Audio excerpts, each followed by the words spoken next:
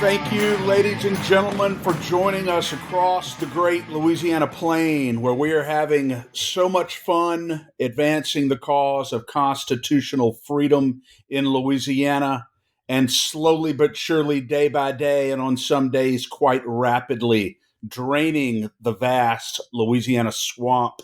My name is Chris. And I'm Danielle, and this is the State of Freedom, brought to you by freedom-loving Louisiana First Patriots. Hello, State of Freedom warriors. Thank you so much for joining us today, for inviting us to be part of your day. We are so thankful for you. As I always say, and I mean it every time, you are the absolutely best listening family anyone could possibly hope for. And we are only here because of your encouragement, your prayers, your friendship, your financial support. If you're looking for a way to support us, to advertise with us, or to send us feedback, please visit our website at freedomstate.us. We'd also really appreciate it if you'd help us get the word out and spread the reach of the State of Freedom. Like the show on whatever platform you listen to us, subscribe to it, share it. You can share short clips from YouTube and Rumble instead of sharing the whole episode. And links to those are always in the show notes and over on freedomstate.us. Moms for Liberty East Baton Rouge Parish Chapter is dedicated to fighting for the survival of America by unifying, educating, and empowering parents to defend and take back their parental rights at all levels of government. To learn more or to get involved with Moms for Liberty East Baton Rouge, email momsforlibertybatonrouge@gmail.com. That's moms, the number 4, libertybatonrouge@gmail.com. The email address is on the Patriot page of our website, freedomstate.us, and it's in the show notes. Today we have Louisiana's Insurance Commissioner Tim Temple back on the show to talk about how his legislative priorities fared this session. Before we bring him on, let me read the scripture of the day. It's Ephesians chapter 2, verses 3 through 6. And it says, "The corruption that was in us from birth was expressed through the deeds and desires of our self-life. We lived by whatever natural cravings and thoughts our minds dictated, living as rebellious children subject to God's wrath like everyone else. But God still loved us with such great love. He is so rich in compassion and mercy. Even when we were dead and doomed in our many sins, He united us to the very life of Christ and saved us by His wonderful grace. He raised us up with Christ the Exalted One, and we ascended with Him into the glorious perfection and authority of the heavenly realm. For now we are co-seated as one with Christ." And as I read this morning, I was just thinking that we have so much to be thankful for.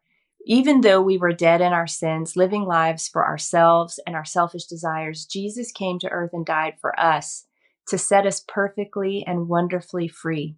And He didn't just set us free from the trappings and sins of our past. He made us one with Christ. When we repent of our sins, believe in the finished work of Jesus, and accept the grace and forgiveness that He offers, when God the Father looks at us, He sees the perfection of Jesus. He doesn't see our failings anymore. He doesn't see our selfishness, our sins, our harsh words. He looks at us with the perfect eyes of love and sees the unblemished purity of His Son Jesus, who made reconnection with God possible for us through His death and resurrection. And if that was all that Jesus' sacrifice accomplished, it would have been much, much more than we deserved. But He also raised us up with Himself and has given us authority in the spiritual realm, His authority. And that authority of Jesus who lives in us, it's the authority of Jesus who lived in us, who healed the sick, cast out demons, and raised the dead. And He expects us to do the same. And the overarching theme of your prayer today, Danielle, is that we can do nothing to earn it. I'll never forget when I was studying in the Jesuit seminary. Much of my life, I've believed that I've got to always be doing something to earn God's grace, to earn His love, paying into the system in order to get something out of the system. It's taken me a long time to sort of get away from that, and I still struggle with it. And so it's a great reminder today to me that He loved us first, and there's nothing that anybody or any situation can do to separate us from that love. And it's such a powerful, powerful scripture today, especially when we are moving and trying to accomplish great things for our state. as our guest Tim Temple is today, who just took on a Herculean task in the state legislature with a multi item bill package that was successful on many fronts, not on all fronts.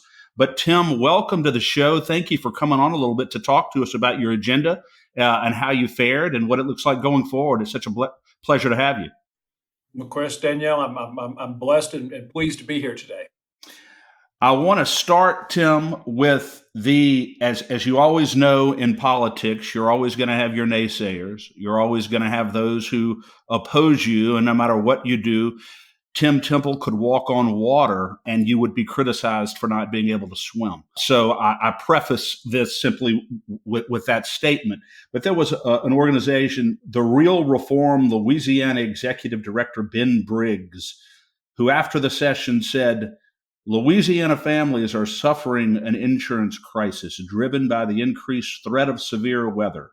Unfortunately, Commissioner Temple and a majority of the legislature chose to address this crisis by making it easier for big insurance companies to cancel policies and harder for storm victims to file claims in Louisiana. Most of the legislation passed during this session benefits insurers at the expense of Louisiana policyholders. We have substantial disagreements with what I just read to you, Tim, but I wanted to give you an opportunity to respond to it and set the record straight at the outset here. Well, look, and I appreciate that, Chris. And yeah, I read occasionally some of the musings that they come up with, and I'll tell you, look, that is the battle cry for the status quo. They have figured out a way to work the system by not changing anything, because if you disrupt that, you disrupt their business model. And the citizens and the businesses of Louisiana deserve better than the status quo. Working and trying to work with groups like that, they had the opportunity. Sit down, bring some legislation, bring some ideas. Tell us if the system is not working to the benefit of the consumers, show us how we can make it better. Nothing. Just let's don't change anything. They want to always say that it's the current crisis is weather driven. It's taken us decades to get to where we are today. Does the weather play a factor? Is it one? Yes, I will say for certain, at least on property, right, that the weather does play a factor. But as I've said many times before, and I will continue to say, my job is to focus and work on things that I can impact, that I can affect. And I cannot do anything about the weather except to pray. And I do every single day that we have a very non-eventful hurricane season, because that does help in the long run. But, my package that you mentioned earlier, it was designed, and it wasn't just Tim Temple. I had a lot of legislative leadership. I had leadership from the governor on working on property reform. We had a lot of stakeholders that were all part of this process. And together, we identified what the problems were and what the solutions could be. And we implemented many of those on property reform. And I'm very proud of the efforts that were done over in the Capitol building, and it's right out that window there. But it was a collective effort. And I have found that is when the state benefits the most, when the citizens benefit the most, when we all work together. When we're working against each other, the citizens end up being the ones that pay for that ineffective way. I would agree with that. Before Danielle asks a question, I know she wants to ask you. I have to ask you this, Tim. We live in arguably the most litigious state in the entire country. As you mentioned on our last show, we don't have more car wrecks necessarily than citizens in any other state have, but we're almost 3 times more likely to end up in court over those car wrecks.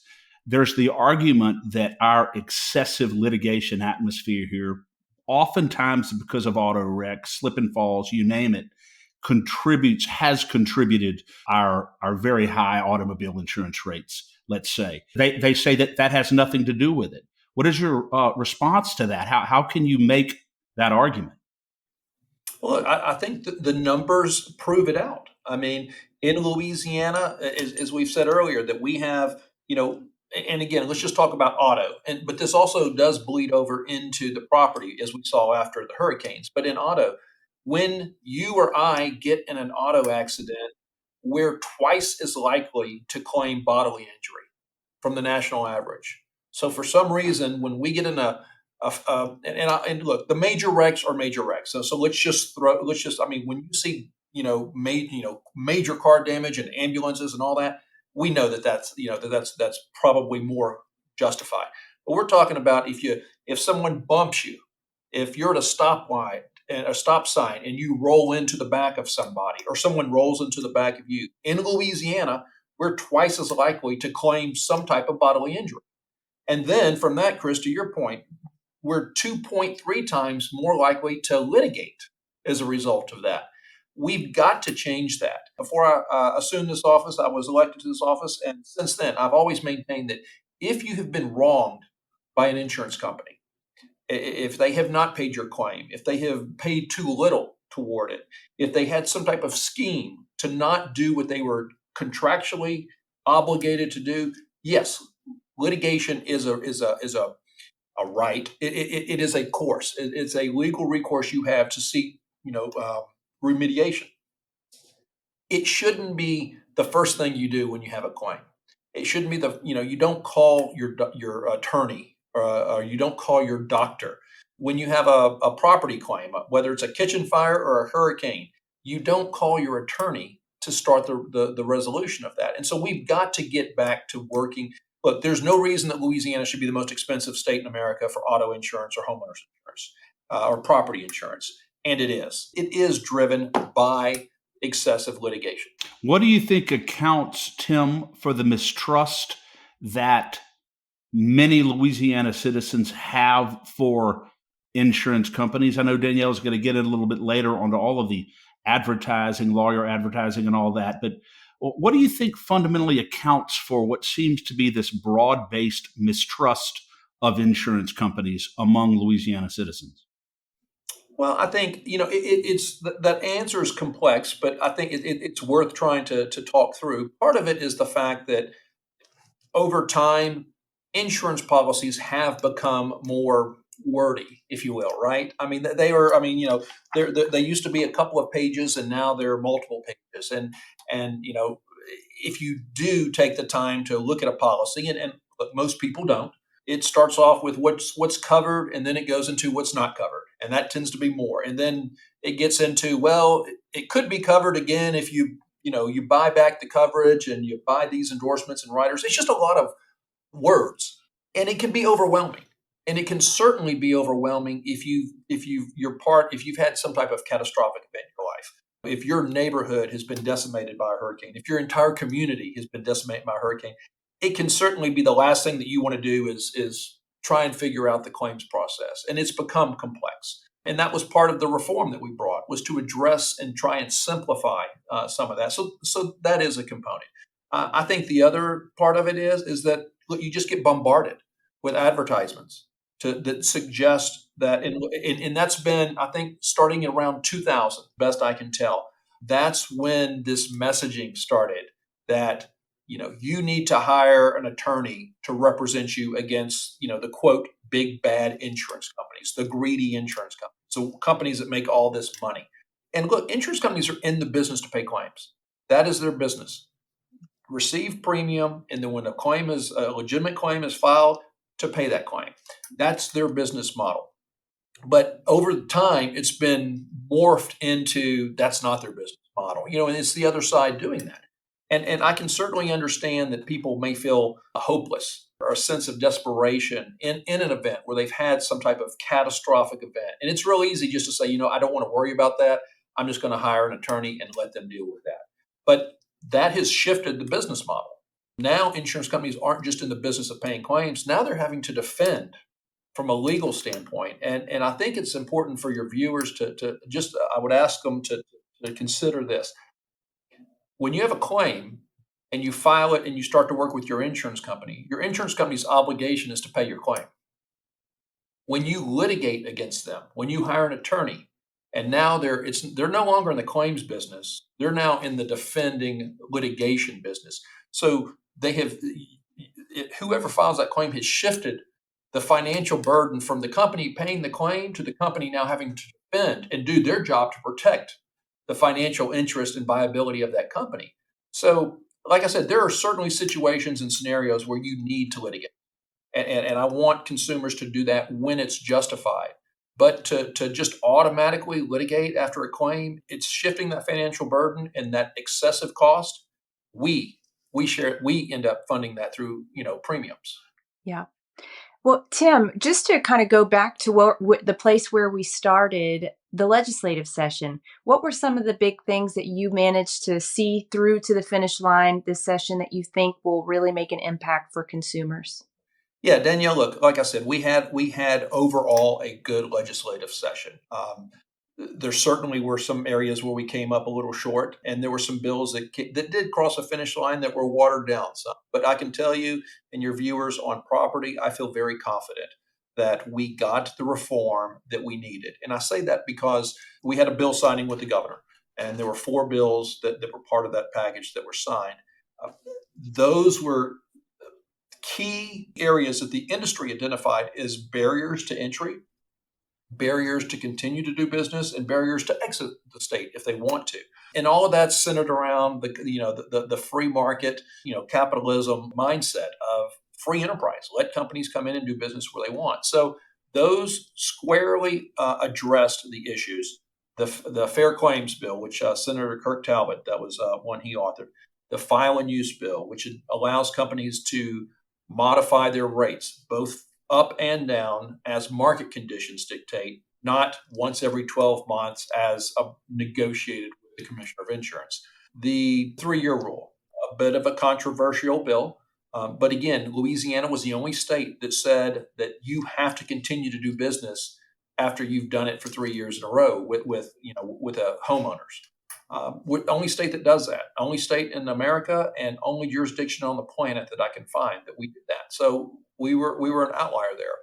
And then there was the fourth was to remove the sunset on the fortified roof program, which is a very good program. And for whatever reason, the legislature, when they created it, put a sunset on it. And I can certainly understand maybe the hesitation initially. But I was able to work with the legislators and help them understand that by removing the sunset, then that demonstrates to the market that Louisiana is serious about mitigating future risk, not just for a year or two, but for as long as this program's in Yeah, existence. and there was 15 million, if I'm not mistaken, Tim. Wasn't there 15 million allocated in the legislative for that? Initially, last year, the legislature allocated 30 million. We have, I believe, we just sent the 1,000th, or we're about to send the 1,000th check for a grant check for someone who's got a fortified roof now. So there's approximately 1,000 from that 30 million. I believe there's about 2,000 more that are in the process of getting fortified roofs. The legislature this session allocated an additional 15 million for the upcoming fiscal year, which starts July 1st. So we had 30 initially, and then another 15, and then we're going to continue to seek funding. And I'm looking at solutions to not have you and I as taxpayers fund this, but actually have the industry shift that burden to the industry That would and be have them helpful. help fund. And that's not something that I came up with. It's actually done in Alabama. They were able to find a funding source through the industry, and I want to emulate that so that our state tax dollars can either stay in our pockets or go to some other worthy program. Awesome. Well, what have you heard from insurance companies? I know it's only been about, 1-2 weeks since session closed out, and it feels like it's a little bit further away from us than that. But are they talking yet about coming back? Have you heard anything from them? And will they be insuring people like me south of I-10? Look, I have heard not just since session, but before that, when we were in session, there were London markets, London brokers, London underwriters watching, logging in and watching the legislative process, watching when we were going and testifying in front of House and Senate insurance and, House and Senate judiciary committees. So they were paying attention all along. And then when the bill signing actually took place, I was getting phone calls from folks that I know in the industry saying, "Hey, congratulations! We just saw that, or we saw the headline, or we actually logged in and watched." And so they were responding positively. I can tell you that I've had conversations with insurance companies that don't currently do business in the state of Louisiana that say, because of the property reform that has passed, that has been enacted, we are looking and expect to see an application for our company to do business in the near future. Now, I'm not going to tell you, Danielle, that somebody's going to come in and write your home in hurricane season. Not a new. I mean, that's not a realistic expectation, and that would be wrong of me to try and set that expectation. But I do anticipate that a company like that, if we have a non-event hurricane, I would anticipate if they've got everything in line and they've been approved and they're ready to go, they've got their systems, potentially October, November. But certainly by January for new companies that are working through the process. But I've also heard, Danielle, from other sources in the industry that are saying that, and these are from marketing representatives and those kinds. They say, Tim, and this is just recently, just 2 weeks ago, and they said, Tim, I want you to know that we were in a marketing meeting in our corporate office up in the Northeast, and they said the first time since in a long time, the senior management was talking about Louisiana, saying, let's look at Louisiana. So I think good things will come. It's taken us decades to get where we are, and change doesn't happen overnight, but it happens over time. And the good news is for yourself and all of us that are wanting more competition, we've started the clock of that change on property. Yeah, that's so encouraging. And I think, Louisiana's been in the news for a lot of good reasons lately. And I hope that that's also got the radars up of some of these executives in the insurance world. I think it does. I think it does. Would you expect, Tim, as companies hopefully begin to view Louisiana as a more attractive environment as a result of some of these measures and reforms that you were successful on, as they begin to come to Louisiana? I know you don't have a crystal ball, but as competition increases, as regulatory red tape decreases, what is the percent chance in your view that all of this at some point in the future will produce, because this is the bottom line, as you know, will produce real relief, a real reduction in premiums, a real reduction of the financial burden on policyholders and consumers across the state? Look, I think that it's a high percentage because, and Chris, it's, I don't like using the word hope. This is a plan. I mean, this is a plan that we have implemented, and it was a plan, again, based upon having all the stakeholders at the table and be part of that plan, part of that solution. So, look, I can't sit here and look at you and say that by enacting 5 bills that your insurance is going to go down by some percentage. It doesn't work like that. But I can tell you, Chris, is that when companies come back in and they want to write business, just like they sell a product, but they don't have anything if nobody's buying their product. So one, it has to be something that you can afford to buy. So there's that risk, that risk premium relationship they have to get right. But your home is insured with somebody today. When new companies come in, if provided that your home is one that they like, it's it's well maintained, and it doesn't even have to be in a most desirable area. I mean, insurance companies are in the business of taking risk, so it's not like you have to have a property that's got no exposure, right? I mean, they like to write business. I mean, that's what they're in, the risk taking business. But if the new companies come in, you're with a current carrier. They know that they have to offer you a better price, or better product, and most likely both, for you to move. And they know that. They're in the sales business. And so that's where you and I as consumers can start to see that downward pressure applied on premiums when companies come in. And if I can tell you, Florida, they did 3 special sessions to address the insurance crisis that they're in. And they're still in one. It's not as bad, but they had 3 special sessions. They enacted some of the things that we copied here in Louisiana. And this year, they're currently going through, many of their companies are going through their renewal process with the Florida Department of Insurance. And look, you can go and look at it. They've had more than 10 companies are taking rate decreases for the first time in years. And in addition, companies, instead of taking rate increases, they're going flat. They're not having an increase. And that's because more companies have come back into Florida, more capital has come back into Florida. And again, and it is, if business people, when you put an investment dollar in something, you want to make sure that investment dollar is earning a return. And if you put money in a market, The only way it has the potential to get a return is to go and write premium. And so those changes have a positive impact. And I think that's what Louisiana can expect. That was 2 years ago when Florida enacted their comprehensive insurance reform. And so, again, I don't want to give a crystal ball on a time because whatever I say, it's not going to be right. But I can tell you that's my anticipation is that these reform measures are going to bring more capital into Louisiana. It's going to bring more market into Louisiana. And then that means that your company, if a new company wants to come in and write your business, but your current company wants to keep you, they have a choice, right? They can just say, this is the premium, too bad. Or they can say, we really want to keep you, Chris. And so we're gonna make sure we're competitive Yeah. too. And I think that's what consumers can, Yeah. should, and will expect. It's the element of competition for sure, and that always seems to work when there's healthy competition. And if I could just one thing, I want to make sure that your viewers know too is that because the group you mentioned at the beginning of this, it's always the status quo mantra is, well, that's at the expense of the consumer. Look, the commissioner's office, my office, this building that I'm in, our job is also to make sure and protect the consumer, to make sure that the companies that come do business and take your premium dollar, that they have the capital and the surplus and the business plan to pay your claim when you have it.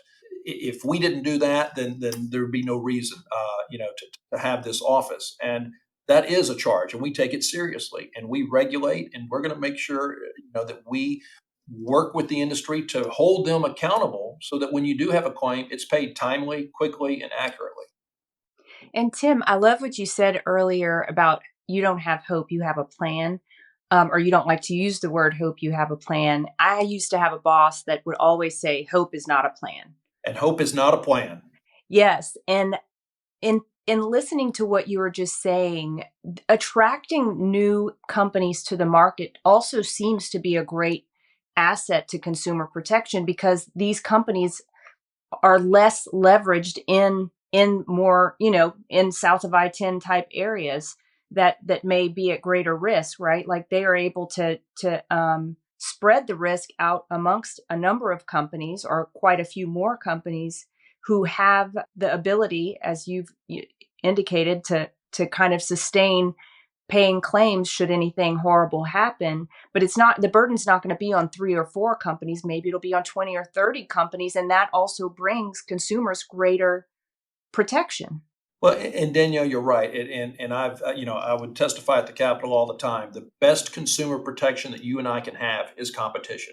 And I think that was one of the things that the 3-year rule actually flipped on its head is that, a lot of people felt that since they were with a carrier that could not non-renew them, that had to give them a renewal, that they felt safe and protected. But I think that there were probably, and I don't have anything other than anecdotal evidence on this, but I think there were probably some carriers that were like, they knew that you weren't going to go anywhere.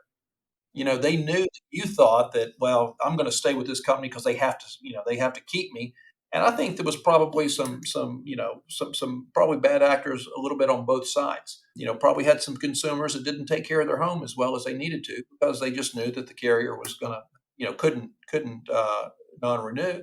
But I think there were probably some carriers that might have taken advantage of that a little bit too and just said, I don't have to treat you as well. To your point, the best if I'm not treated well by my company, I'm going to go find a new one. And that's what we want. We want you to have that. So it's just interesting. I think the point you're making is it makes, at least theoretically, for a more vibrant relationship and a more truthful relationship and a richer relationship when a policyholder knows if this isn't good enough, I'm going to go somewhere else. And even when the insurance company knows, okay, if this is not satisfactory to us, we can go somewhere else.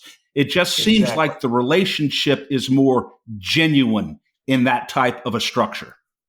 I think so. And look, Chris, we all do that with, whether it's the gas station we go to or the grocery store or the restaurant, whatever it is, cable, whatever. I mean, if you don't feel valued and appreciated and you don't feel that you're getting the value on the product that you're buying, you can go to there's choice. And just unfortunately, in the insurance world right now, we don't have that Yeah. choice. But hopefully in the future, we will have that choice because of a lot Right. of what you're doing. And that's Yeah, the overall, that's the thing in the back of my mind every day. It's like create that vibrant marketplace so that, yeah, that you as a consumer have that protection that if you aren't treated fairly and you don't like the value that you're getting, you have the choice to go somewhere yeah. else. I'm excited to share a fantastic opportunity for State of Freedom listeners who are interested in investing in precious metals or even starting a home-based business in the precious metals industry. Metal Stacks is a precious metals collectors club where you can buy your metals at the best prices on the market, actual dealer cost. They are beating the big sites. They have no credit card fees and no minimums. If you're just interested in purchasing metals at a great price, visit metalstacks.com/dwalker. Get to shopping. That helps me out. I get the commission. You can also refer people to Metal Stacks for an additional income. If you're interested in learning about the referral business aspect of Metal Stacks, email me directly at danielle@freedomstate.us for more information. I want to switch gears for just a second, Tim, and ask about this collateral source bill that was signed through, got through the legislature, was vetoed by the governor. Just for the benefit of our listeners, collateral source rule in Louisiana now essentially says that, just make it very simple here. If you're injured and you've got $100 medical bill, but you get a reduced rate on the payment of your bill, you don't end up having to pay but 50 of it. The fact finder, if you go to trial, the judge or the jury, they don't get to know that you only had to pay $50 out of pocket. They get to award your judgment based upon the original amount. And so this bill would have modified the collateral source rule so that the judge and the jury would be made aware of the actual out of pocket of the injured party instead of the perhaps exorbitant original cost of the medical treatment or whatever. It looked like a reasonable piece of legislation. It looks like a judge or jury should be made aware of what the actual out of pocket is for an injured party. Yet the governor vetoed that legislation, and probably a disappointment on your end. Talk a little bit about the collateral source and why you think, regardless of what happened to the legislation, why is that so important to insurers? That type of a Yeah, provision. and look, Chris, I think you explained it pretty well there. And look, I can tell you that I was elected to bring solutions to address the insurance crisis, and that's what we did. And collateral source was a portion of those solutions. Unfortunately, the governor did veto. I've not had the opportunity to speak to the governor yet, but I'm looking forward to that opportunity because I need to understand what his concerns are, and so that we can address those going forward. Because we certainly can't just say, well, that's over and just move on. This is an important component of the insurance crisis and solution that we need to deal with. I can tell you on collateral source. Look, it is going back to some of the basic tenets of insurance. It's to make you whole. And look, all states, from my understanding, have some version of collateral source. It's just how they address it and what's admissible and what's not. And in that scenario, if you are in a car wreck and you're injured and your own health care pays for the treatment for your treatment, and in that scenario, yes, there's the billed amount, there's the paid amount, and you're out of pocket for the premium you paid, and you may be out of pocket for some type of copay. But if the treatment was $10,000 and your out of pocket was only 1,000, you shouldn't get the 10,000. But in the current scenario here in Louisiana, your attorney gets to litigate for that 10,000 without the judge or jury knowing, what you are out of. That's enrichment. And if it's intended to pay, and look, I believe that you are entitled, if you're injured by a tortfeasor, someone that caused the injury, it's not your fault. You are entitled for compensation to repair your car, to pay your medical bills, lost wages if you have it, future medical, pain and suffering. There are things that you are legally entitled to, and you deserve that. But you don't deserve to get more than what you're out or what they forecast. And just the current system in Louisiana it doesn't work. The insurance companies have identified time after time after time that this collateral source creating these phantom damages is one of the biggest drivers of the excessive losses that they have to pay in our state.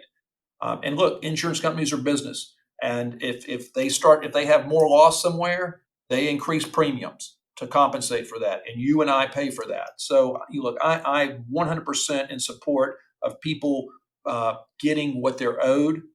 It's just we start to differ when they get more than what they're owed. And like I said, I think I'm looking forward. The governor and I know we'll have a good conversation. We can better understand each other with the intent of working together, like we did on property reform, to bring some relief that we need, with regards to excessive litigation. Yeah. Is this collateral source rule? We're in a situation because of the collateral source rule as it exists in Louisiana, Tim, where insurance companies are paying millions and millions and millions of dollars out in judgments and that sort of thing. That it looks to me like this reform legislation would have ended, would have terminated. Precisely because judges and juries would be made aware of what was actually paid. So insurance companies are looking, when they're looking at coming in and doing business in Louisiana, I take it there's no doubt they're looking at this issue very closely. They're looking at it, but Chris, they are looking at it very, very. I mean, this is one of the bigger issues when it comes to the auto side component. But it would not have ended that. What this bill would have done was made it transparent to the judge and jury. And look, I can tell you from the insurance companies, and I hear it all the time, especially from the men and women that own businesses and drive kind of the heavier trucks on the roads, if you will, the loggers, the transportation companies. They say all the time, my truck was involved with a wreck. It was a $1,400 bumper, but a $100,000 medical bill. And they get mad at the insurance company because the insurance company doesn't want to fight that, doesn't want to go to trial. But if you think about it, you go to trial, but you can't even admit the evidence. You can't even get access to the evidence that you need to try and be successful. So this was designed to help bring some transparency to that and rebalance. And, I'd use the word fairness to that process. Like I said, at the end of the day, if you've had the serious accident and all those other damages, and if you're truly owed them, you should get that, but you shouldn't be better than what you were. That's not the principle behind it. Yeah. No, and it's very fair, Tim. Maybe going back quickly before we let you go to the idea of the lawyers on TV that are advertising for people to basically get rich from their fender bender, for lack of a better way of saying it.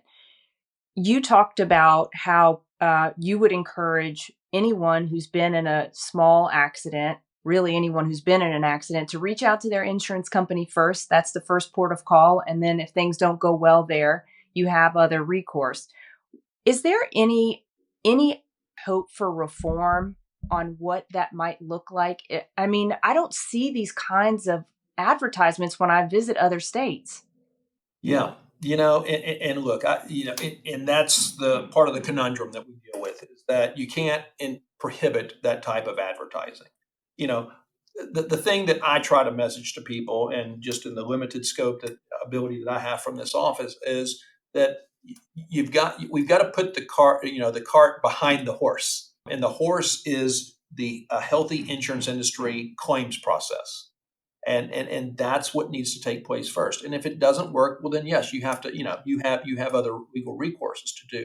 But I try and talk to people and get out in front of as many people as I can to say, you paid an insurance company to handle your claim.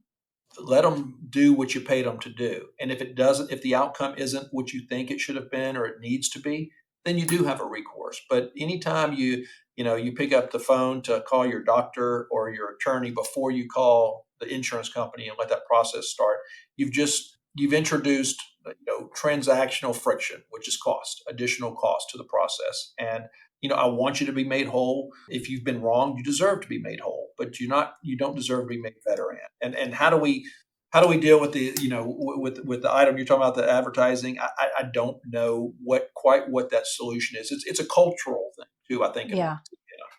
Do you think that there may be room for some kind of partnership with insurance companies or insurance associations to do a call us first campaign on billboards? You see those lawyers, the trial lawyers, all up and down the interstate with their faces and their phone numbers. Maybe call us first would be a good campaign for the insurance companies to clap back against that. Danielle, I think you might be onto a marketing slogan there. Look, I work with I work with and I talk to the industry.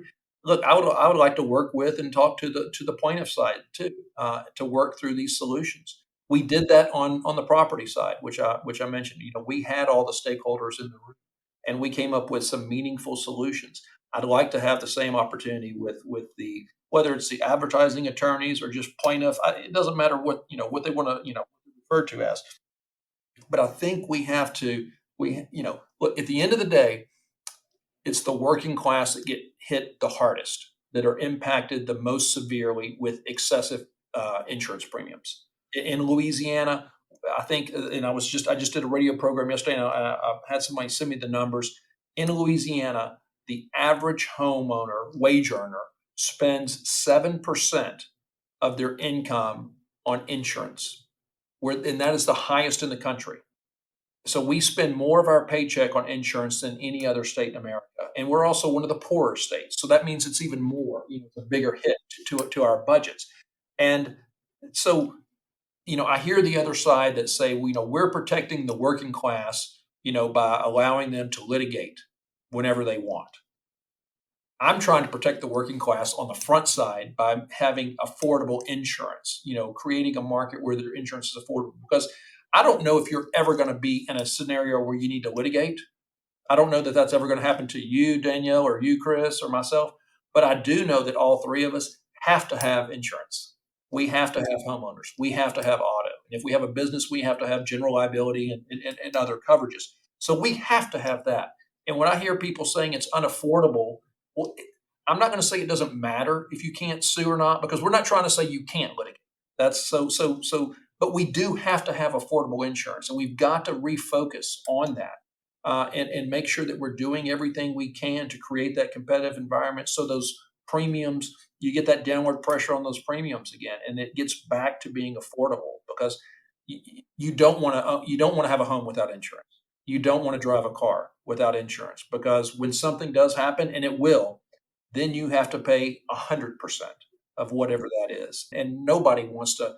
I don't know how I'd go to sleep at night thinking if my house burned down, I would have to just write a check and build a new one. Or if my car was damaged, I just have to go get a new one. On my own, instead of, having an insurance company as a partner with me. So we need to get back and we need to focus. This is about affordability on the front side, not whether or not you can litigate if you need to on the back That's a side. very, very, very good point. But of course, the affordability on the front side is to a significant degree affected by what often occurs on the back side when people are in wrecks and how they handle it and respond.